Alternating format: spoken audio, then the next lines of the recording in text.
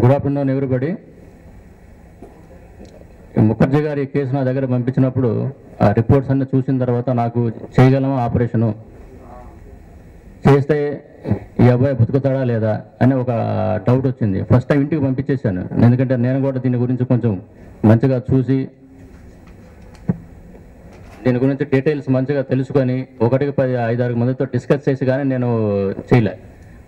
అందుకని చెప్పి రెండోసారి అడ్మిషన్కి వచ్చినప్పుడు అడ్మిషన్ చేసిన తర్వాత కూడా నా డౌట్లు నాకు ఉన్నాయి.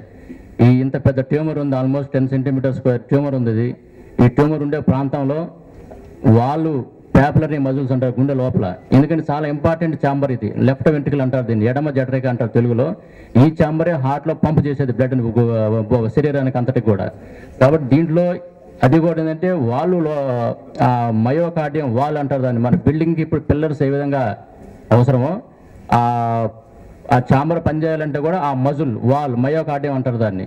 దాంట్లో ఉందన్నమాట. దాన్ని మొత్తం తీసేస్తే ఈ ఛాంబర్ పనిచేస్తుందా లేదా, పనిచేయకపోతే ఏంటి, నెక్స్ట్ ఆల్టర్నేటివ్ ఓన్లీ ట్రాన్స్ప్లాంటేషనే.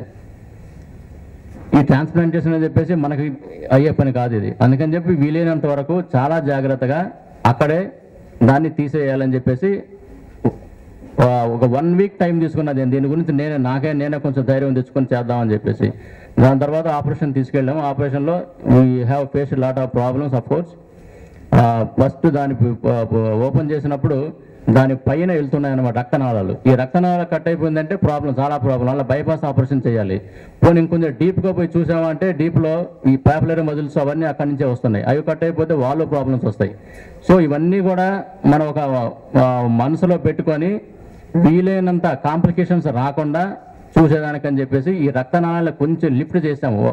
ఫస్ట్ రక్తనాళాలు లిఫ్ట్ చేసిన తర్వాత స్లోగా కొంచెం మీకు వీడియో ఇందాక కనిపిస్తూ ఉన్నది, కొంచెం కట్ చేసుకుంటూ పోయి ఆ ట్యూమర్ని తీసేసిన తర్వాత ఒక పెద్ద అక్కడ క్యావిటీ ఏర్పడింది.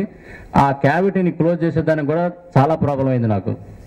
దానికి టెఫ్లాన్ పెల్స్ అని ఉంటాయి, అవన్నీ తీసుకొని అక్కడ బ్లీడ్ కాకుండా బ్లీడింగ్ రాకుండా చేయాల్సి వచ్చింది. ఇదే బాగుంది. సో ఈ సర్జరీ ట్రాన్స్ప్లాంటేషన్ కన్నా కూడా, ఎందుకంటే ట్రాన్స్ప్లాంటేషన్లో ఓన్లీ కట్ అండ్ సూచరే ఉంటుంది, మిగతా చేయాల్సిన అవసరం ఏమనదు. బైపాస్ ఆపరేషన్లో కూడా ఆ వాళ్ళు ఈ హార్ట్ పైన వెళ్తుంటాయి రక్తనాళాలు, వాటికి ఆపరేషన్ చేయడం ఒకటి. ఇది ఏంటంటే వాళ్ళ లోపల ఉన్నటువంటి ట్యూమర్ కాబట్టి తీసేటప్పుడు బైపాస్ ఆపరేషన్ చేయాల్సి రావచ్చు, వాల్వ్ రీప్లేస్మెంట్ చేయాల్సి రావచ్చు. దాని తర్వాత ఆపరేషన్ తర్వాత ఈ వాల్ అనేది తీసేయడం వల్ల ఆ క్యావిటీలో అంతా బ్లడ్ అంతే చేరిపోతుంది కాబట్టి సరిగా పనిచేయగా హార్ట్ ఫెయిల్యూర్ లేకపోతే కూడా ఛాన్స్ ఉంటుంది. ఇన్ని రకాల కాంప్లికేషన్లు ఒకే సర్జరీలో ఉంటాయి కాబట్టి దీనికి ఇంత ఇంపార్టెన్స్ ఇవ్వడం జరిగింది. ఇది ఛాలెంజింగ్ సర్జరీ ఆల్మోస్ట్. ఇప్పటి వరకు నా 12 ఇయర్స్ క్యారియర్లో ఇటువంటి ట్యూమర్నే చూడాలి నేను. ఇప్పటికి డిఫరెంట్ టైప్స్ ఆఫ్ ట్యూమర్ చూసాం, కానీ హార్ట్లో పర్టికులర్ మిక్సోమా అనేసి ఉంటాయి, అవి ఎక్కువగా ఉంటాయి. ఈ టైప్ ఆఫ్ ట్యూమర్ అయితే ఓన్లీ పిల్లల్లో ఉంటుంది, లెస్ దాన్ 1 year ఆఫ్ ఏజ్లోనే ఉండేటివి. అప్పుడు బియాండ్ చైల్డ్హుడ్ అసలు యూజువల్గా ఎవరు చూడలేదు. ఒక సర్జన్ లైఫ్లో ఇది మోస్ట్ ప్రాబ్లీ చాలామంది చూసి ఉండకపోవచ్చు, ఈ సర్జరీ చేసి ఉండకపోవచ్చు. ఇది అలాంటి సర్జరీ అనమాట ఇది.